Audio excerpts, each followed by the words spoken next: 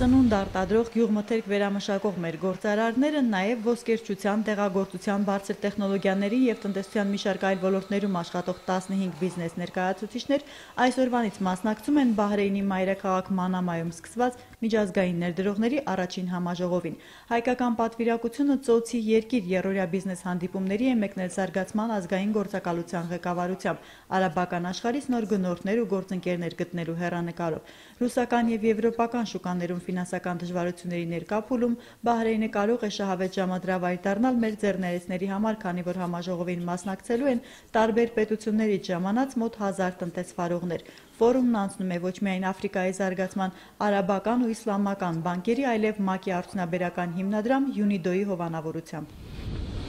Աշխարհի ամենահարուստ մարդկանց 1%-ի կարողությունը շուտով 2016 թվականին արդեն կգերազանցի մնացած 99%-ի ունեցվածքը։ Հաշվել եւ Դավոսի տնտեսական համաժողովին ընդառաջ հրապարակել է բարեգործական Oxfam ընկերությունը։ Կազմակերպությունն այդպես փորձում է ուշադրություն հրավիրել մոլորակի եկամուտների անհավասարաչափ բաշխման եւ աղքատ բնակչության խնդիրների վրա։ Բանն այն է, որ մեր օրերում ավելի քան 1 միլիարդ մարդ ապրում է օրը $1.25 չգերազանցող գումարով, մինչդեռ միլիարդատերերն անընդհատ մեծացնում են իրենց փողերը։ Մարդկանց ֆինանսական վիճակի անհավասարությունը հասել է շշմեցուցիչ մասշտաբների, անհրաժեշտ է քայլեր ձեռնարկել հարկերից խուսափողների դեմ պայքարն ուժեղացնելու, սոցիալական ծառայությունների որակը բարելավելու եւ սպառողական զամբյուղից բարձր գին ունեցող նվազագույն աշխատավարձեր սահմանելու ուղղությամբ պետություններին կոչ է արել բրիտանական Oxfam-ը։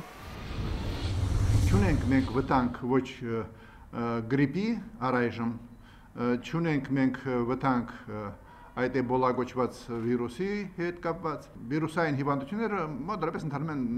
նորմայի մեջ։ Գրիպի եւ սուր շնչառական հիվանդությունների այս փուլի ակտիվացումը սեզոնային է։ Հունվար-փետրվարին, երբ երկրում դրսի ցրտի հետ ջեռուցվող տների, դպրոցների ջերմաստիճանի տարբերությունն ավելանում է, ամեն տարի է նկատվում ինֆեկցիաների աճ։ Վիճակագրական թվերին հղում կատարելով տեղեկացրել է Հայաստանի գլխավոր թերապևտ Թոքաբանը։ Մեզանում դեռ չկա հիգիենայի այն կուլտուրան, ըստ որի չի կարելի փռշտալով գործի գնալ։ Գնում, վարակում ենք հատկապես շնչառական քրոնիկ խնդիրներ եւ ցածր իմունիտետ ունեցողներին, ասում են մասնագետները։ Նաև խորհուրդ տալիս իրար չխառնվել, երբ երեխայի քթերից հոսում է։ Փոքրիկները տարվա մեջ միջինը գրիպով հիվանդանում են 3-ից 5 անգամ։ Ամենակարևորն ինչ պետք է անել՝ խուսափել ինքնուրույն կամ հարևանի խորհրդով դեղեր ընտրել խմելուց։ Անհրաժեշտ է շատ թեյ, ոչ թե մեղր ու կաթ ընդունել, իսկ եթե սրացման բարդությունների նշաններ կան, պետք է դիմել բժշկի։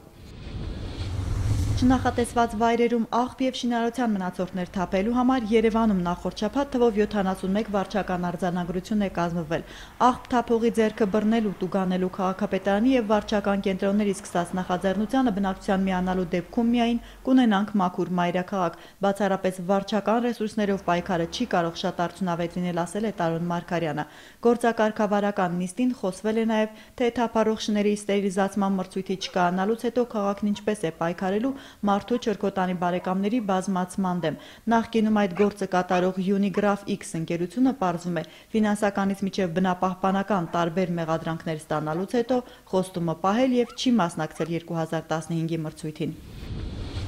Փոխարժեքի մասին հունվարի 19-ին NASDAQ OMX Armenia-ի հարթակում դարձյալ դոլարի առողջարքի գործարք չի կնքվել։ Հունվարի 20-ի համար տարադրամային շուկայում կենտրոնական բանկի սահմանած միջին փոխարժեքները հետևյալն են։ Թանկարժեք մետաղների համար էլ Արչին բանկն առաջարկում է հիշյալ գնանշումները։